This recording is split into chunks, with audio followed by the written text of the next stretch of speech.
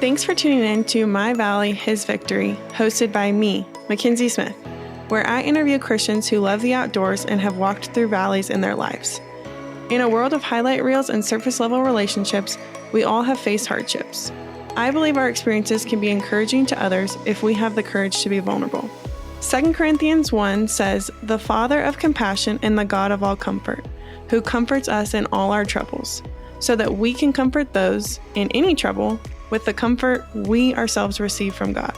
My goal is to inspire you to come to the Creator through His creation and connect you with Christians who have been through similar experiences. I pray that this podcast encourages you if you are in a valley and pushes you to share how God has turned your past valley into His victory. Hey friends, I have a special announcement. I am hosting 2 The Wilderness and the Word events in 2025, July 23rd through 27th and August 13th through 17th.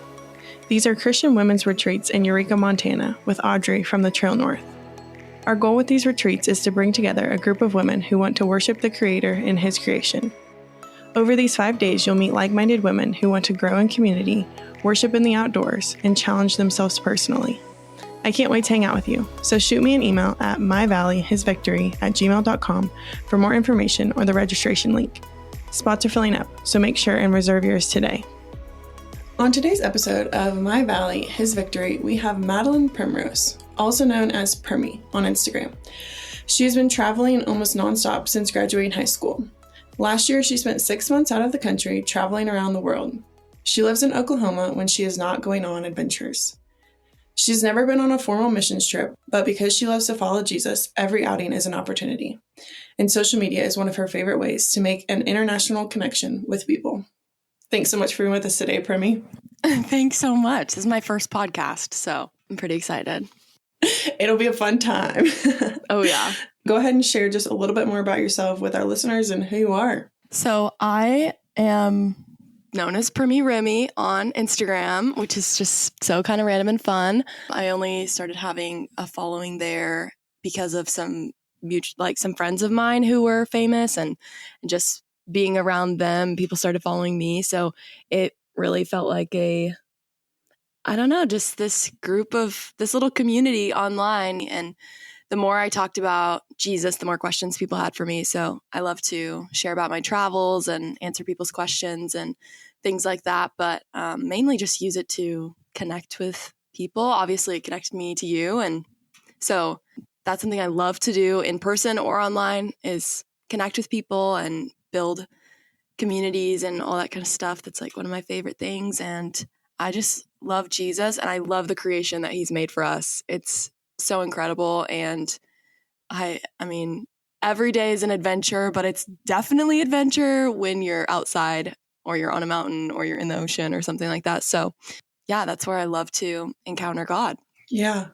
I love in your bio that you put that you've never been on a formal mission trip, but every outing is an opportunity. And I think that that's just such a great outlook to have. We don't have to be on mission, as a job or as an event. It's like, no, we are called to be on mission every day. And so I think that's really cool that you put that in your bio.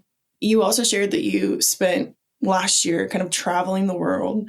That's really vague. So tell me a little bit more. Where did you go? Yeah. It's because I was kind of all over. It's hard to put it in a quick list. And something I'll note about the missions trip thing is whenever I tell somebody I'm going on a trip, or if I tell another believer I'm going on a trip, they always ask me, "Oh, is it a missions trip?" And I'm like, no, but yes. I'm not going there specifically to serve people. This is purely for fun, and I love traveling. But because I follow Jesus, it's just always the lady sitting next to me on a plane or on a train, I might become friends with them. And I've done that before and gone and stayed with ladies I've met on trains. I mean, there's so many opportunities. So anyway, that's all I'll say on the missions trip thing. But I spent, maybe 2 months in California, almost 2 months in Hawaii, staying with a friend who was there. And she was staying with some family friends that ultimately became my friends with this ministry called Ekbalo, which was awesome. I helped a few times on their coffee farm, which was super cool. And they just run a ministry in the South Point of Hawaii. It's beautiful. it's just, Hawaii is like a big stage of the Lord's creation. You have the mountains, you have the stars, you have the ocean. I mean, the flowers, the food. It's incredible. And then I went to Europe for almost 4 months. I went all over the place. So I went to a lot of Western Europe. I went to France, Italy, Switzerland, Belgium, the Netherlands, Germany, Austria, Czech Republic. I think that's it. I don't know. We went through random countries while on trains, but so I kind of went all over the place, and mainly just we were there to help my friend learn French some. So we spent a lot of time in France, and then just kind of visit a lot of the people I know over there, and then just travel around. So we just backpacked and spent so many hours on trains, and it was awesome. I loved it. It was so much fun. Yeah. When you went, was there a set plan, like a set timeline, like I'm going to go on this day, I'm going to fly home on this day, and I want to go to these 10 countries? Or was it, we're going, we're not sure, how long this is going to last? So it was kind of both. We had a flight into Europe and out of Europe, so we knew when we were leaving approximately, but we did buy one so that we could change it if needed. And then we had a plan for the first month. And then 9 days before our flight, the lady who was going to host us for the first month canceled. And it was going to be a work exchange. And she was just a little older, and she just got our dates mixed up. And I could tell she was really sorry. And it was really extremely inconvenient, but it was okay. We just contacted just about everybody we knew in Europe and had this really Frankenstein plan. But we still spent the first 3 weeks, I would say, in France, and then went to Belgium and the Netherlands. And we would have never done that if this lady wouldn't have canceled. And we met so many awesome people over there and had a lot of fun thrifting in Belgium. So there were definitely benefits to our plans being rerouted. And, we were just kind of like, well, maybe we don't have to know, but the Lord could be in on this, and we're just supposed to be somewhere else. And that's the way it worked out. So we had a really cool, our second or maybe like third week that we were in France, we had stayed with, this is like so crazy. I talked to my friend's mom, and my friend's mom connected me with her nephew, and we stayed with him, who I'd never met before, in the south of France. And it was awesome. And he had told us this story the last night about how he had felt the Lord tell him that he wasn't going to be able to go to his friend's wedding. And he was just like, I don't know why, but I feel like it's really strongly the Lord's telling me this. It ended up where the day of the wedding was the day that we needed someone to host us. And so he just kind of encouraged us, hey, the Lord had your plans figured out. And he was already kind of like alerting the troops, like he was letting us know before you even knew that the plans were being shaken up. So we felt really encouraged, even though it went completely differently. So, yeah. Yeah. Okay. So a little bit of plans, but plans got shaken up, and absolutely. you had a return flight, so you knew kind of at least the extent of how long you were going to be there. Yes. Okay. And then the last 2 months, I had some family members fly out and visit us. So those 2 weeks were like set in stone. We didn't have to worry about those. And after we had just kind of said, maybe we'll visit your friends in Austria, and then we'll definitely stay with a friend of mine in Switzerland. And we just kind of randomly, we'd pick the day off of our train ticket, and we threw in a little trip to the Czech Republic in there. And, so anyway. Yeah.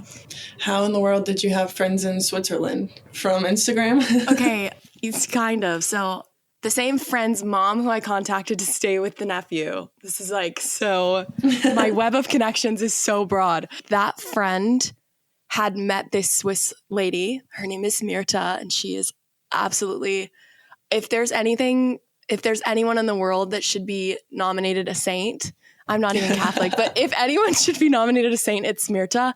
And she had been connected with her through her family's house church. And she had just offered, hey, I know you're going on a big international trip. I live in Switzerland. If you'd like, you're welcome to stay with me. And my friend was staying in Greece at the time, and I was there with her in Greece. And we were like, we're close to all these other countries. Where should we go? And she was like, I had a Swiss lady offer her house. So we went with a big group to Mirta's house, and she's just incredible. So I knew I had to go back and visit her. And right now I have a 2-year streak going where I've seen her the last 2 years. So I might have to go to Switzerland again and see her because I adore her. So yeah, that's super sweet. I love when strangers are just willing to open their house to people because oh my gosh, yeah. Like it just restores my faith in humanity again whenever I hear totally. stories like this, because I think in America we are so like, there's no way I would invite a stranger into my house. And we have opportunities to bless people if we're willing to step out of our comfort zone a little bit. But and she's just this single older woman who was just like, sure. And she made food for us every night. And she made breakfast for us in the morning. There's this stuff called beurre muesli. She would laugh at the way I just said that. But it's like this oatmeal fruit nut conglomeration. And it's so good. And she'd make it every morning for us. I mean, just above and beyond. And she's a crazy woman of faith. That's what she is. Yeah. I love it. I just love hearing those stories. And like you're saying, you never know who you're going to meet on a plane or a train, or, you just have to turn over and say hello. And So you said that you travel, and for people that travel, I never know exactly quite what that means to the specific person. So tell me like what your must-haves or must-dos whenever you're traveling, like what gets you excited about visiting a new place. Ooh, okay. Let's see. When I travel, it's definitely not a vacation, usually. Like, I'm not resting. I'm staying up really late. Like, we would walk around Paris late at night because the whole city is awake. And so it's so fun, So things like that where I'm not going to bed early. I'm not sleeping in. I'm waking up early to catch a train. I am showering in very random places. I have 3 outfits to choose from. I've somehow I only have 3 outfits to choose from, but my bag is still 30 pounds and I'm walking with it everywhere. I mean, just it really only got that heavy because I would collect things to make a scrapbook and I was thrifting. So it would have never passed that, but it did. So traveling for me is eating the food. I love eating the food. It's staying with someone who lives there. That's like a big part of it for me because I want to see the daily life. I want to go to their grocery store. I want to go with them and do errands and, just being in a family culture that's from a different country is just always so fun. And I mean, just walking the cities, especially Europe's super walkable. So at least all the places that we were. So walking around and just seeing it all, stopping and getting maybe a bite of food, or a lot of the time we go to the grocery store and get food because it's cheaper. We love the girl I traveled with. Her name was Haley, and she and I both love history. So we want to go to all the museums. We want to see the historical sites. And then we did a bunch of hiking. So every place that we were, a lot of places that we were, if they had any kind of hills, we were going on a walk or a hike or something like that or when there was the ocean, we were sitting next to the ocean. So whatever the nature is in that area, we're totally getting into it. So that's definitely why Switzerland was a fave, right? Because it's just gorgeous, lots of hiking. But I would say we love seeing the big cities just as much as we loved seeing the rural areas or hiking areas or just outdoorsy. So we did a good amount of both of those for this trip, although I don't always do that. Sometimes I'll just pick one or the other. But yeah, it was a good amount of both. We really spent a lot of time in cities and we also spent a lot of time out in the boonies, out in the middle of nowhere. So it was super fun. Yeah. I know you said that you being involved in the daily life and staying with strangers.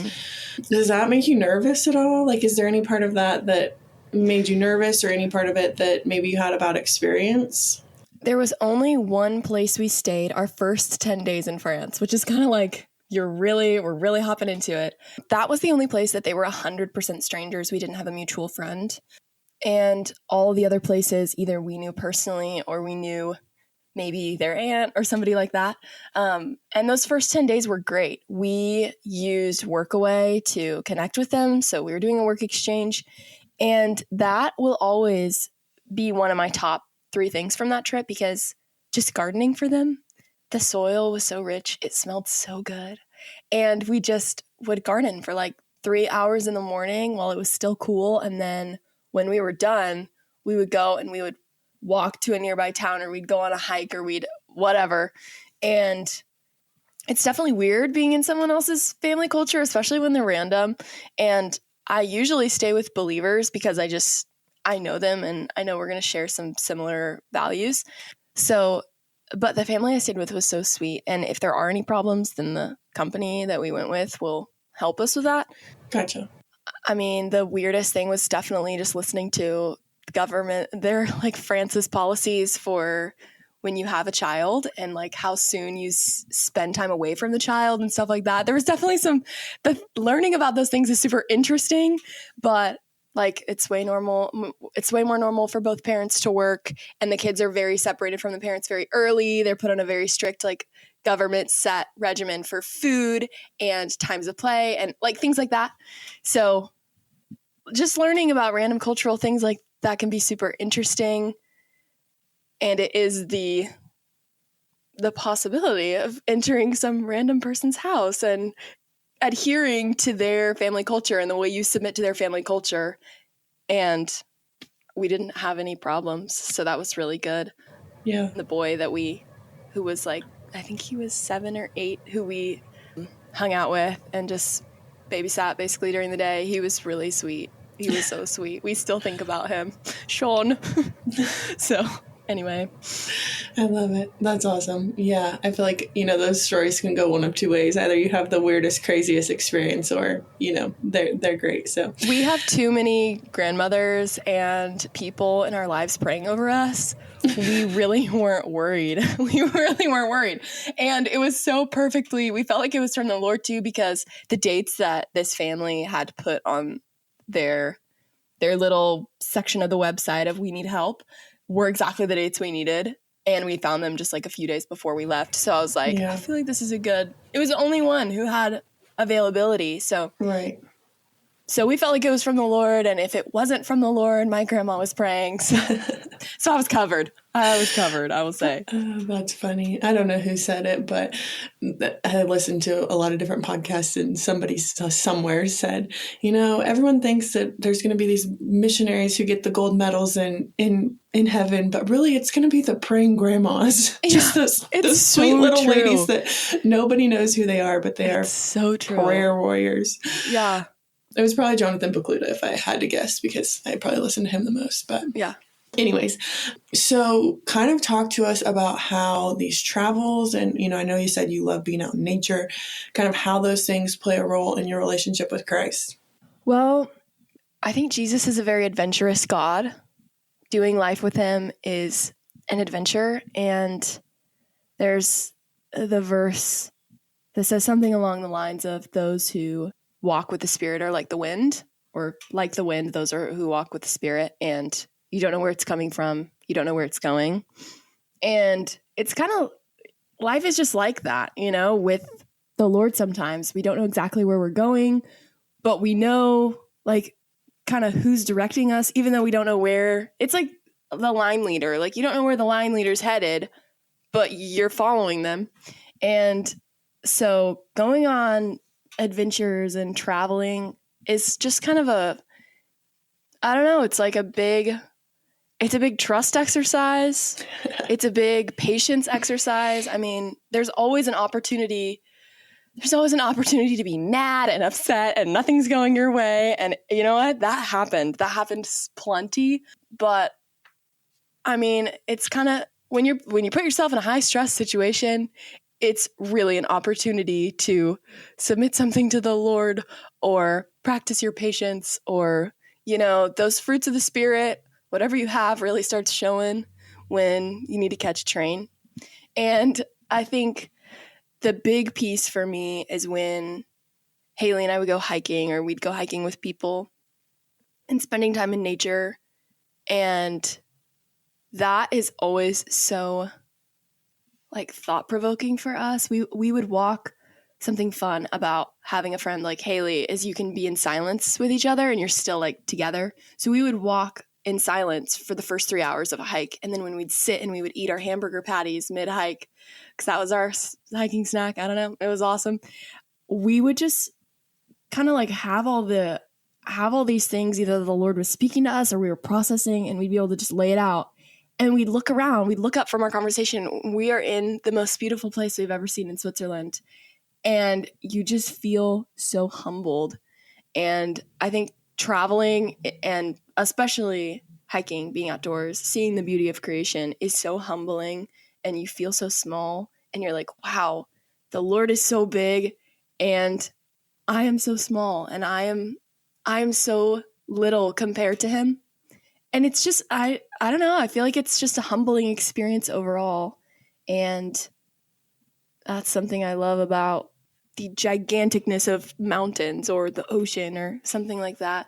So I think that all of that, it embodies this adventure that we have with Christ, just our day-to-day walk with Christ and how it's an adventure. And then also for me, it's humbling, and it just shows, it just kind of can reveal the things in your heart really quickly when you're stressed out or you're impatient. So that's what traveling does.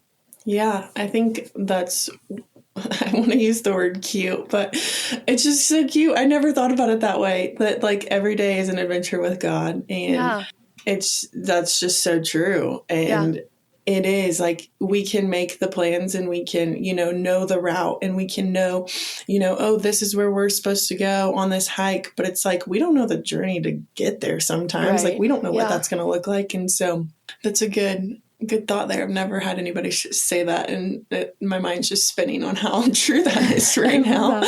I love that. But yeah, and then, you saying like, whenever I would say, just push to say out of your comfort zone. Doesn't even have to be traveling, but traveling for sure pushes people out of their comfort zone. You have language barriers. You have to figure out public transportation. You have to absolutely, figure out things that are just not part of your everyday life. Like those types of situations, you're right, are very quick to show us some of the things that are in our hearts, because absolutely it's easier to control when we kind of have our set day and we know this is our schedule and we know that these are the normal things that we're going to encounter. But whenever you step into a place where you have no idea what you're going to encounter, and you have no idea how you're even going to communicate what you need if you do get into a situation, because people don't speak the same language. Yeah. Like, oh my gosh. French people, they are picky too. They're so picky. But I will say this, I went to Europe in 2020, right as like the Italian borders were getting shut down for COVID. I was in Italy leaving, and I have to say that because people are like, you went in 2020. I'm like, yeah, I was there like right as kind of all this was unfolding. And thankfully I made it back, and it was just on the early enough side of, it was the first country shutting down, and was able to get home. But I felt like this is going to sound silly, but I felt like such a loser. Like every single person over there, like they would speak to you in their language, and then you'd be like, no, like, sorry, I don't understand. They all knew English. And they all knew like 4 or 5 different languages. And I'm like, really humbling. I'm like, man, like, why do I feel like, not a lot of people in the US know multiple different languages. Like, we just expect people to know our language. And I was like, man, like, this is kind of awkward. Yeah, I was like, I definitely came back and I was like, wow, like, it's crazy how many different languages they speak. And, they're Europe is a lot of different countries, even though they kind of should be states. Like they're kind of like the US, where they'd probably be mad if they heard us say that. Yeah, I know, but do you know what I mean? Like, but it's true. We all speak the same language here, and it's like in Europe, every country would be like every state in the US having a different language, and so they're probably used to having to communicate with different languages a little bit more. But I definitely had that moment of like, man, I feel like a fool, like, because all these people are able to help me. But, like, I wouldn't be able to do... I can't help them. Jack for anybody. Yeah. No, it's so annoying. It's so hard because you learn some phrase in French or whatever country, whatever language you're learning. And you try to order something I can't even remember what I would say when I would ask to order something. But of course, they hear you say it and they give up on you so quick. And they go, oh, you would like that? In like perfect French, you know? And that was we just gave up at restaurants because they just wouldn't give us a chance. But I think we cracked the code because just about every person we talked to, we asked them how many languages they spoke and, you know, how did they learn that language and yada, yada. And if somebody said 5 languages, it like wasn't even a shock by the end of the trip because we were like, of course you speak 5 languages. And I think why this helped us feel better. And this will maybe help you feel better. A lot of those places, you only have to drive like 45 minutes. You have to be on a train for 30 minutes. Saying. And you're in a different language. So for us to move somewhere that doesn't have the same language as us is like crossing an ocean or going across the entirety of the United States. Well, depending on where you live. But so it's a lot more of a commitment for us to move away at a young age because everyone learned their other languages at age 10 or like super young. So it made us feel better because we have to cross an ocean to go learn French, but they have to like drive 45 go minutes. A couple hours on a train. Yeah, exactly. So that made us feel better. Yeah, and it does for sure. I know that there's reasons for that, but it was definitely like, man, us English speaking people, like we do not have the foot in front on that space. I was opening up my Duolingo. I was like, okay, we're getting real with this. Oh, that's funny. I have since quit. Little sidetrack there, but it's fun. Yeah. Okay, so can you share a story with us about a way in which maybe God has revealed himself to you or spoken to you on these travels or in the outdoors in nature? Absolutely. Okay, so I first really was told the idea of experiencing God through nature at the summer camp I went to when I was little, called Shepherd's Fold Ranch, which is one of the best summer camps in the whole wide world. And every morning, there's this morning encounter that discusses a different way you encounter God. So one of the mornings was nature. And I have an old notebook of mine from my first year ever there that I was like, I don't know, maybe 7 or 8. And I have a tree drawn and a picture of me sitting under a tree. And it's like, this is me experiencing God. And, you know, so it became an idea to me when I was really young. And then one of my favorite stories with this happened at the same camp years later. And by this time, I had already given my life to the Lord and he had become an authority in my life. And it was one of the morning encounters. They do this it doesn't matter what age, they always do in the mornings, discussing different ways to encounter God. So this was a morning. I was probably 16, I would just guess. And at 16, I'm sitting in like this little field of clovers and I'm talking to the Lord and I'm like, man, I love creation and I love you, Lord. And I just kind of told him I'd always had this want for a 4-leaf clover. And maybe it's because I'm Irish. Maybe it's because it's fun. I don't know. But I was like sitting there and I'm looking at all these clovers and I was like, Lord, I would just love to have a 4-leaf clover. And like, I did not finish the sentence and my eyes were on this 4-leaf clover. And I was like, no way. So of course I have it saved in a piece of tape in my journal from camp. But I don't know. I think something really fun about nature is that the Lord created it with us in mind. Like, oh, I know that McKenzie will love hiking. And he's like forming these mountains and he's thinking of us and he's going, wow, Maddie's going to love to hike this Swiss mountain someday. Like she's going to love it. And how he put that clover there and that clover had been planted there. It had already grown for quite a while and he had it in mind when he planted it. And he was like, Maddie's going to love this. Maddie's going to love this someday. And I think it's just so personalized to the way us humans work and the way, even like how I read this book called Restoring Eden, which is a great book, or Losing Eden. It's a great book. And there's like little bacteria in dirt and healthy dirt that has been proven to help people with PTSD and with depression and anxiety. And when they breathe it, it helps their body slow down and it helps them have peace. So there's little things like that where nature in general is so healing. It has so many healing properties for us. But just the idea of God creating it with us in mind that we would love it is just an experience in and of itself. And seeing nature, even seeing the trees of Oklahoma, that's kind of what we've got here. We've got trees. Even seeing that, it's like the Lord knew we would love to put hammocks up, and he knew that us humans would want to do something like that. And he planted those there because they're perfectly 7 feet apart. I don't know. There's just little things like that where I think it's so personal. And so, I mean, that's how I felt. That's how I felt in Switzerland. And that's how I felt in Oklahoma, just seeing a 4-leaf clover, So that's one of my little experiences with nature. Yeah. Just a super sweet little experience. And I love that you have, a picture of you under a tree in your journal, and that is, something that you still sit back on, and that you're like, okay, this was how I was, taught, or maybe the first time I experienced God in nature, and I want to remember that. And so you can, look at that and be like, if I need to experience God in nature, maybe I just need to go sit under a tree again. Absolutely. And totally. Having those little reminders, I think is always so good. And then, keeping that 4-leaf clover and putting it in your journal and being able to look back on it, it's just, those little tiny reminders that sometimes we need in hard times or in seasons where we're like, God, where are you? It's like, okay, you've met me before. Like, you're here. I just need to maybe look at it differently or get in a different perspective. Like, and it's so biblical too that creation is, like Romans 1 discusses how creation is proof of God's existence, actually. And we are without excuse when we see creation because it's such a reflection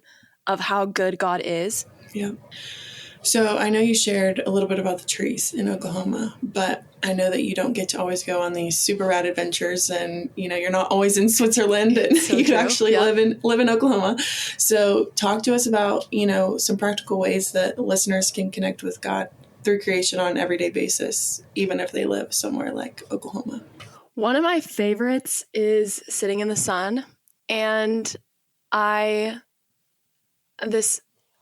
point of this isn't health, so we're not going to talk about my beliefs about sunscreen, but sitting in the sun and just like feeling the sun is so, there's something healing going on right there with the vitamin D and all of that. And I love to sit outside and sit in the sun, maybe sit under a tree. But if you don't have a tree, if you're sitting in an apartment and you have a window and the sun comes in, you can just sit there and you can just feel the sun, feel the warmth of the sun, like a little cat that sits in a little sunspot, Yeah. And I think, I don't know why, but that is so peaceful for me. And when you just kind of like sit in the sun and you meditate on the Lord and you maybe meditate on the scriptures, that is nature right there. Like that is that. And then if you wanted maybe more than just the sun, although, I think that's a great kind of method to meditate, sit in the sun on the scriptures. I don't have mountains. I don't have ocean here in Oklahoma. But if I drive just a little bit out, there are fields. And I swear one of the most beautiful things I've ever seen in Oklahoma was this green field. I was going to a dentist very far away and I had driven very far and I had seen this field on my way in and I was like, I have to stop and look at that when I drive back. So I'm driving back. I stop on this road. And I had 2 guys in trucks make sure I was okay because I'm in a little town of Oklahoma. But I was just standing there and I was looking at this field of green grass. And I was so like, this is the most beautiful thing I've ever seen in Oklahoma. It looked like the ocean, but it was green and it was tall. And I think it's just having your attention on and just noticing those tiny little things, noticing a clover in the grass or noticing just a big field and how beautiful it just like waves like that. And I think that it's just having an eye for it and having kind of your attention on it, because I think you can always find something that the Lord has created and made near you, and it doesn't have to look like the Swiss Alps. Although it is awesome when it does look like that, but it doesn't always have to look like that. So I think it's just the art of noticing and the art of having your attention turned towards it and being like, okay, Lord, I am ready to receive whatever level of nature you want to give me today. Like whatever level's possible. Like I'm ready to receive it. So, there's little flowers that grow through cracks of concrete. And that's cute. That's cute. And I think pick that flower, or leave it for the next person. But, that's like a little kiss. That's a little kiss from God. So if you have your attention on, I think there's always something you can find. Yeah. I love what you were saying at the very beginning of this of, the sun and your windows and all of that. Mm-hmm. I've been seeing this trend, I'll say. I've seen the same reel, but created by multiple people on social media. And it's like some Swedish practice where they're like letting nature into their house. And so I guess first thing in the morning, you're like supposed to open all your blinds and all of your windows. Like even if it's cold outside, you're supposed to like let your house. They did that in Austria where we stayed in Austria. Yep. Okay. Yeah. And so it's like, man, I never thought about that. Like we live in houses where we're so closed off from, like nature. I know that, buildings and furniture and all those things are, people created them and, God gave them the gift of wanting to create that thing and so on and so forth. But letting, nature in and letting your house breathe and like just opening your house to nature there. I was like, that's really interesting. I've never thought about that, especially because I saw someone do it and it was like snowing outside. Yeah. And I'm like, I'm trying to keep the heat in my house. Mm-hmm. Exactly. That's so opposite from my family and our thinking. I would get a little in trouble if my windows were open when the heater's on. Exactly. Oh my gosh, I can't tell you how many times I got in trouble as a kid. Like, what is your window doing open? Are you trying to air condition me? Are you trying to air condition me outside? Yeah, that's me. I was that kid too. And in Austria, they totally did that. There would be kind of one room that maybe they'd have a heater on and then the kitchen would just be warm because of cooking. And then all the other windows would be open and I'd have my window open all night long and I'd sleep with the room cold and it felt great. I don't know why. I was like, I love this. And something that Mirta, my little Swiss saint, does in Switzerland, she has this little balcony area of her house and she puts her mattress on it and sleeps in the wintertime on the balcony. And I don't know. I think some of those cultures are really in touch with something we aren't, maybe health related, but creation related, Yeah. Just kind of, I don't know. It sounds wonderful to just snuggle up in a sleeping bag on a really cold snowy day, but being warm and, they aren't cold still. They're still warm, but just experiencing it anyway. Americans could never fathom sleeping on your porch if you have a warm bed. No. Yeah. There's not absolutely a chance. Absolutely not. Y'all, I can say this because I'm an American and I get it. But yeehaw. I get it. I mean, I was told to shut my windows when it was cold too, and I could do the same someday. So I'm not going to say anything against it because I could be that person again. I'm still American, Oh, I am that person. I surely don't have my windows open. It is 11 degrees. It is 11 degrees outside, and I am not. It's not even 11 outside, and we are not keeping our windows open. So I can make fun of myself because I fit in that category. But I do go out hiking and camping a lot in colder weather. But I surely can't imagine like sleeping on my porch. Like that, something, My mind, different. My mind can't wrap around that, but we don't even have a porch, most of America doesn't even have a porch anymore. So that shows a lot of how much time we're committed to the outdoors. Oh my goodness. I feel like we could go in a million different directions, but I'm going to try to keep us on track here. I'm like, we could talk about this all day long. We're going to have a podcast part 2, and it's going to have nothing to do with valleys and everything to do with windows and health. And how other cultures lean into doing nature. It better. Okay, Permy. So switching gears into the title of this podcast, My Valley, His Victory, would love for you to share with listeners a valley or a season of wilderness that you experienced and just what God maybe taught you or prepared you for in that season. Okay. The first one that comes to mind is kind of the season right before Jesus became a real authority in my life. And that was a freshman year of high school, and which was hard because it's high school, and high school is always hard in some kind of way, but it was definitely, I just kind of didn't know where to put my identity. I just kind of was like, oh my gosh, I have all these friends, they're awesome, but they're kind of also horrible and backstabbing. And then I have like this school that's really great, but it's causing so much stress in my life. It is causing me so much stress. The amount of workload, everything, I'm feeling like it was just really stressing me out. And of course that was also 2020, duh. Like the second half, I guess, but second half of my year was 2020. And there was just a lot going on with friends that was really difficult. And I just had certain lies that would just get super repeated in my head of like, oh, you don't have anything important to say. Or I even had this kind of dissociating thing where I was like, is this even real? Like, is anything going on right now even real? And I would just feel so disassociated from everything that was going on. And so I had this little lie that would repeat to myself of like, oh, this is life. This is it. Like, this is all life is. There you go. And it was negative, but this is life was one of the lies. And then another one was, you don't have anything good to say. Just stop talking. And I had those two things repeated to me for probably a year.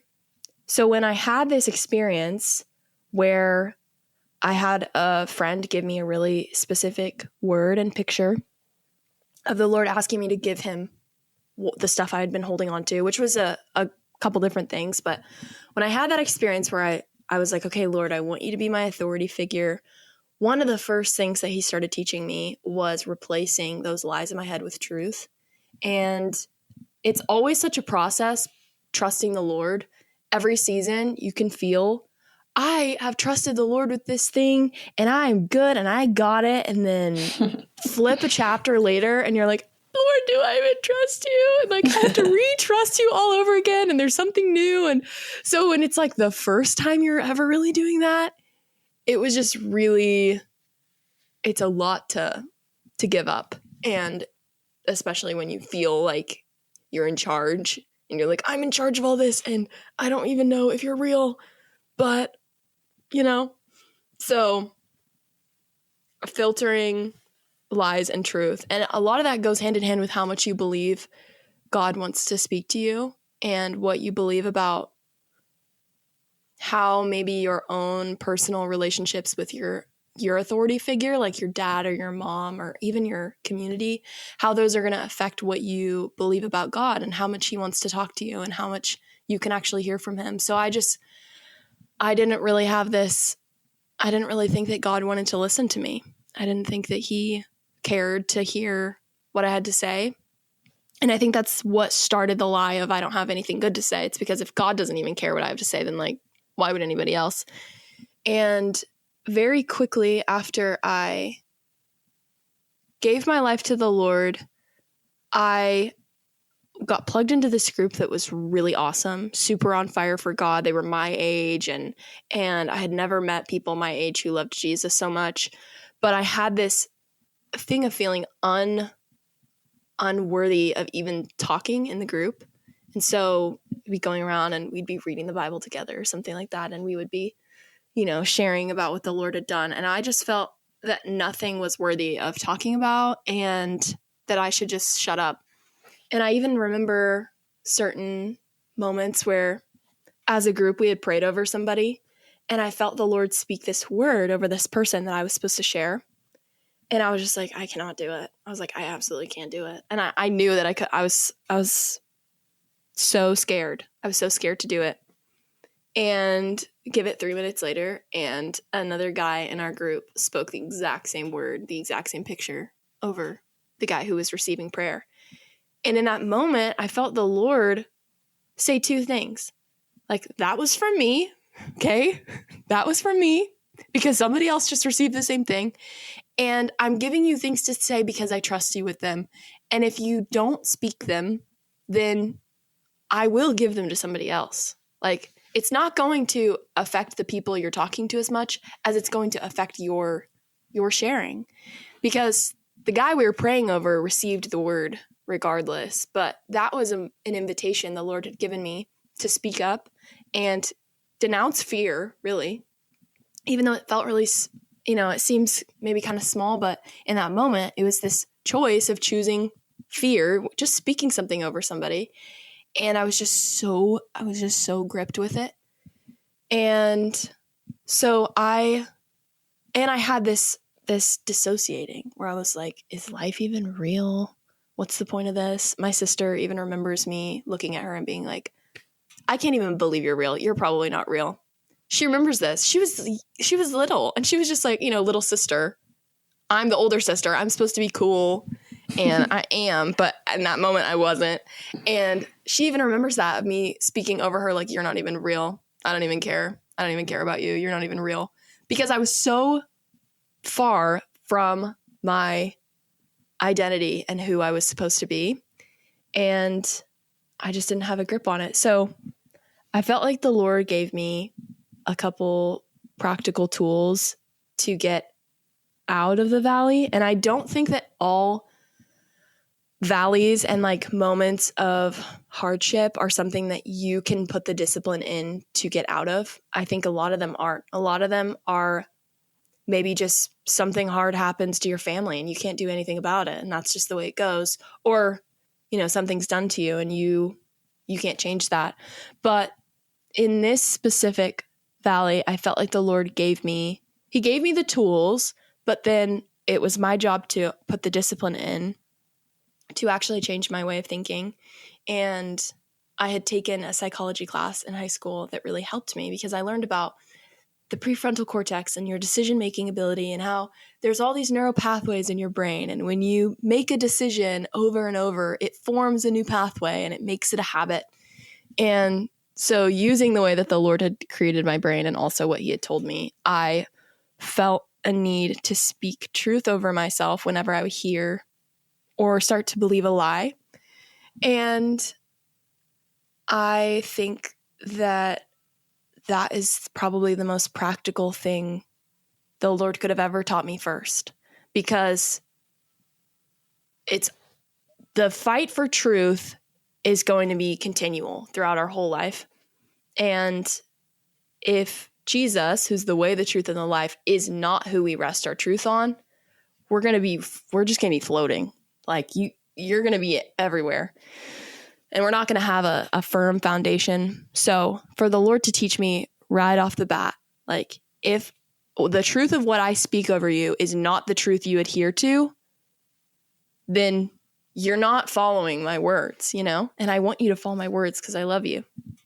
So I had these lies of this is just life. This is life, whatever. And you don't have anything good to say. So I felt the Lord give me, for this is life, I felt Him give me, no, this is reality. So whenever I had this lie in my brain that would make me just disassociate, I would speak over myself, no, this is reality. This is reality. Kind of like bring myself back into my body. It felt like, be like, okay, no, this is reality. This is real life. And to speak that whenever I heard that lie was just, there was something on a psychological level, there's neural pathways changing in my brain where when I say something, I'm like backing up and I'm trying to make a new path and I'm trying to make a new habit, and making the truth of God my habit rather than changing from just a choice that I had to make to actually my habit. That was, I think, the only way out of this kind of valley. And then for you don't have anything good to say, I felt less of something to respond to and more that the Lord gave me those opportunities of speaking something that I was supposed to speak over someone. And I just had to kind of fight the fear and confirmation of, oh my gosh, that really speaks to me. That's exactly what I'm experiencing. Or just having the Lord give me something and trust me with it. And then I am honest with it and I actually speak it. So the Lord giving me a word or a prophetic word or picture for somebody, or even just a verse where I feel like the Lord gives me a verse to speak over myself, and just trusting like that's the Lord's words over me and he trusts me. He trusts me. So it's actually less of the fact that you have something important to say and much more the fact that I have important things to say through you. And I think that that's the way that the Lord brought me out of that. And he gave me the tools and I had to use them, you know, and I don't think that that's how all valleys work, but I think that's how this one worked for me. And now it's easier to differentiate a lie from the enemy or the truth that is Jesus. And that muscle is something that's still being worked and it's still being strengthened. But starting my life with Jesus and my walk with Jesus so far down in that of having so many, and there were lots more lies than that, but those were the two prominent ones, just being so bombarded with lies, that being my starting place, it was just up from there. And he has been so faithful to prove every lie wrong to me. He's been so faithful to do that. So I feel now that life is real. This is reality. I can say that very positively, that this life is real. And I can say positively that I believe the Lord gives me things to speak because he trusts me with them. And because there are things that he wants to say. And there are things that I can feel confident saying. So that's just one of my little valleys. Yeah. Well, thank you so much for sharing. And I appreciate you making, the caveat of, this isn't how all valleys work. And, everybody's going to have different things that the Lord gives to them. And, he gave me tools and, sometimes you just got to trust God and sometimes you just have to lean on him. And yeah, absolutely. You for sure did that. But I think that he does often give us tools to use in situations. And there is a very, very, very real aspect that we have a role in it as well. Mm-hmm. He can give us the tool belt and it can be around our waist, but do we know when to grab and when to use and, all the things. And it's like, we have to be willing to do our part. Just because we have the tools doesn't mean that we're going to use them. And so I think that, God gave you those. And then there was a step of obedience on your part of actually putting them into action. And I love that you said, that you had to make the truth of God your habit. But I kind of want to ask you a question on that, because for someone who maybe is confused on whether or not something that they're believing is a lie, or maybe they're just unsure, of what's a lie in my life, what's the truth, like practically, how do you differentiate the two? Yeah, I think that the way you differentiate the two is you get to know the character of God. And the way you do that is reading the scriptures. The way you do that is reading the stories of Jesus and how he interacts with people, and reading his kindness as much as his justice. Learning the names of God is really helpful. So having the names of God like in a tool belt of like, okay, he's the Prince of Peace, but he also fights for me.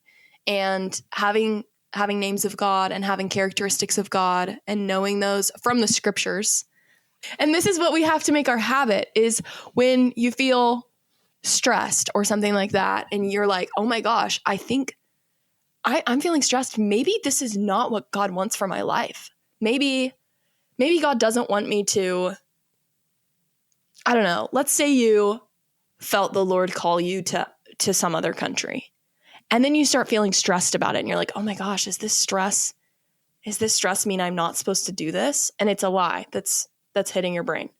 That's when we get to speak, okay, God is the Prince of Peace. He gives us peace as we walk with him. You are the Prince of Peace. Lord, would you speak peace over my brain? And if you cannot believe that God is who he says he is in the scriptures, if you can't believe that, that's when we just have to ask him, Lord, I don't believe you're good. Will you please show me that you're good? Yeah. And you just have to sometimes pray the prayer of, I need you to show me, just because I don't believe you're good, but will you show me you're good? Yeah. And I want to because I want to. Yeah, And it's like the scripture of, like, I believe, but help my unbelief. Because yes, both can be true. right. I heard somebody say, this is like you hearing somebody somewhere on a podcast somewhere. I heard somebody say that I don't believe in God, I'm believing in God. It's a continual process. For sure. And I think that's especially true when we are fighting the lies of the enemy and the truth of the Lord.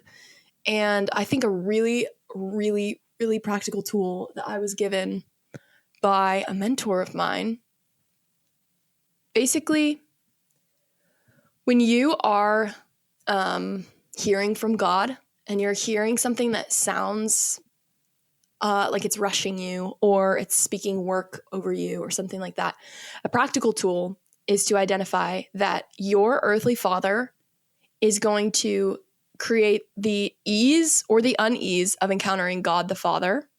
And your mother, your experience with your mother, your relationship with your mother is going to affect your ease or your difficulty in encountering the Holy Spirit. And then your relationship with community or maybe peers is going to affect your ease or unease in encountering Jesus as a friend.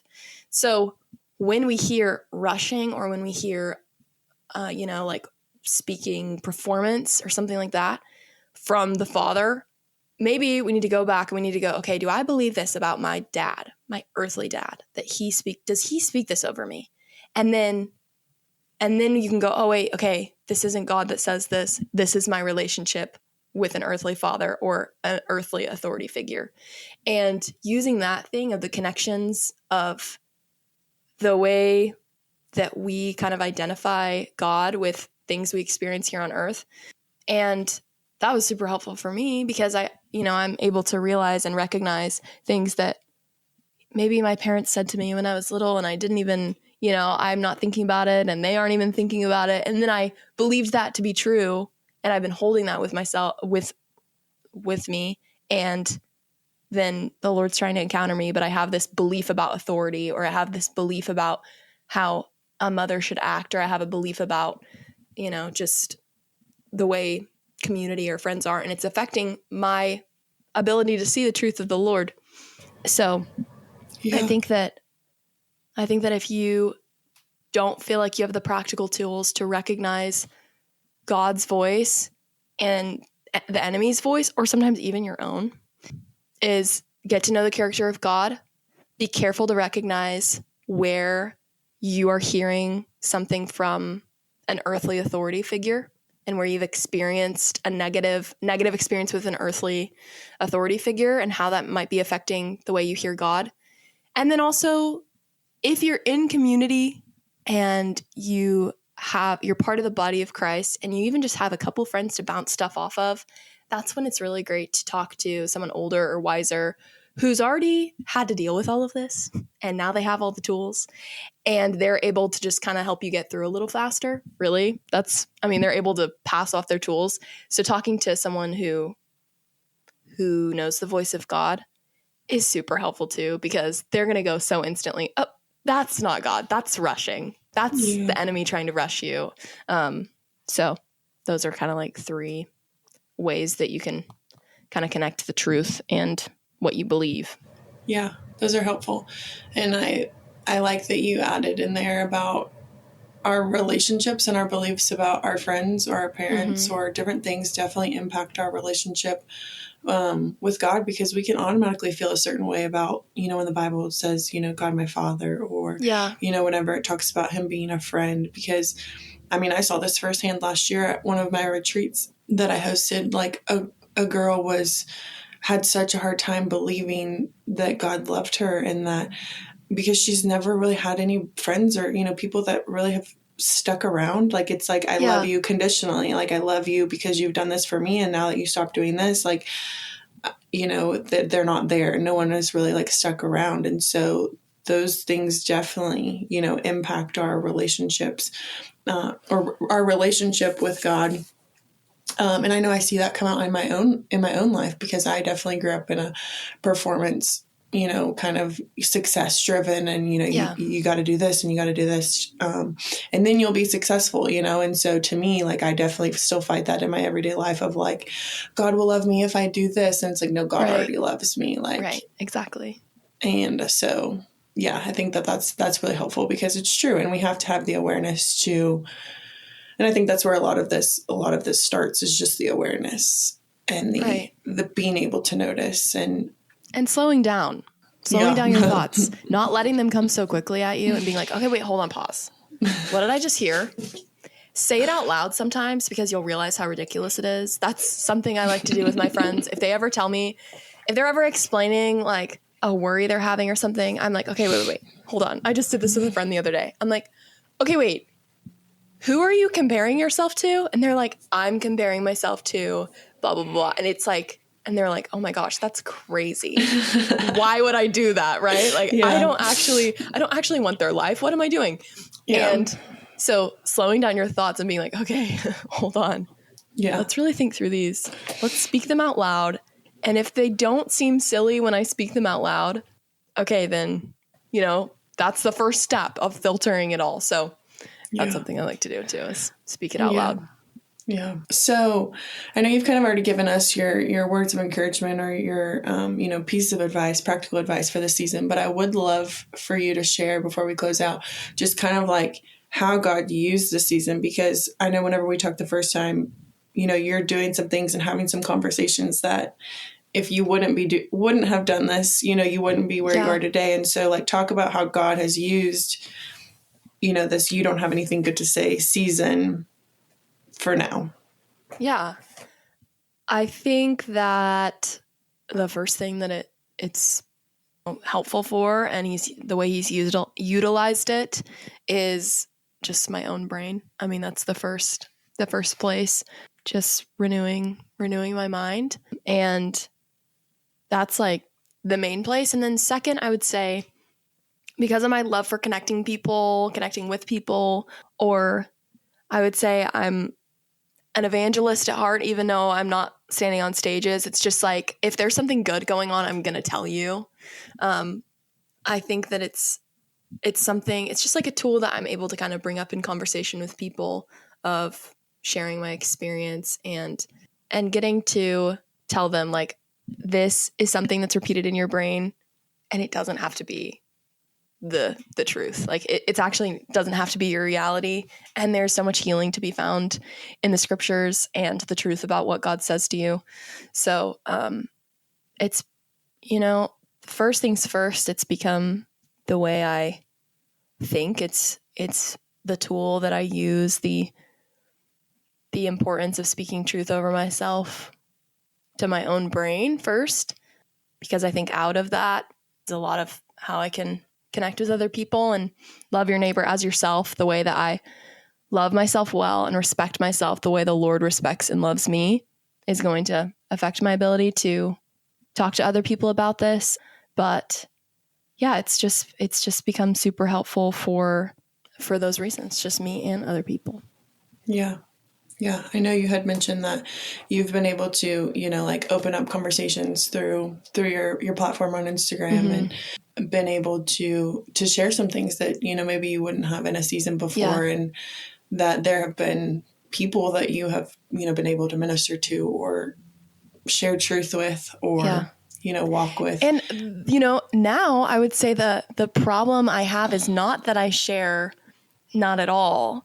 It's maybe that I share a little too much. And like sometimes I have to not debate people in comment sections. Like, so really, I would say I've experienced some healing in that area because I no longer believe that I don't have anything good to share.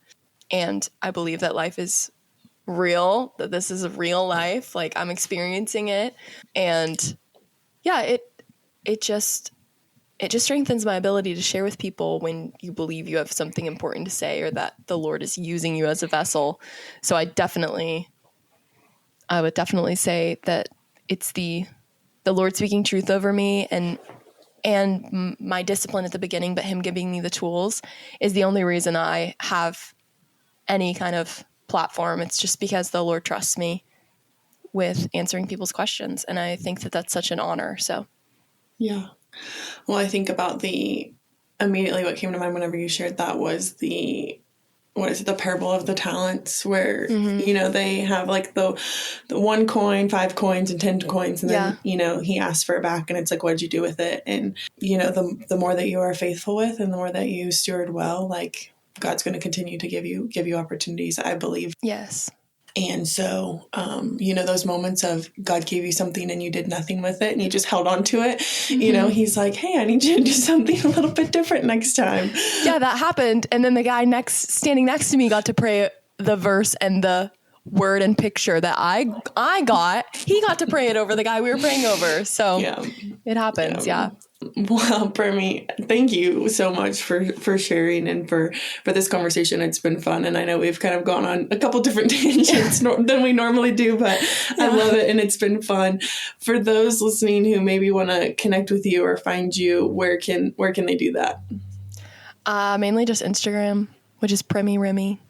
That's kind of my main outlet.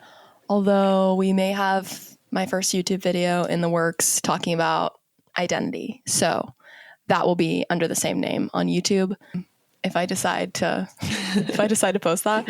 So yeah, that's kind of where I'm found, and on Spotify.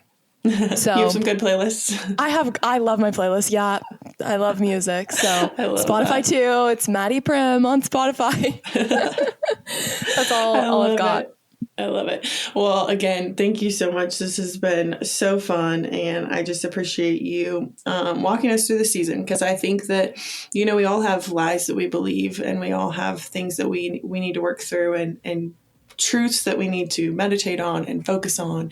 Totally. And they do change our thought processes, and they can. And I just know that this is definitely helpful and encouraging, because we all struggle with this in one way or another. So Thank you so much for being here and for sharing. Of course. Thanks so much for listening to this week's episode of My Valley, His Victory. If you or someone you know are interested in being on this podcast, please email myvalleyhisvictory@gmail.com.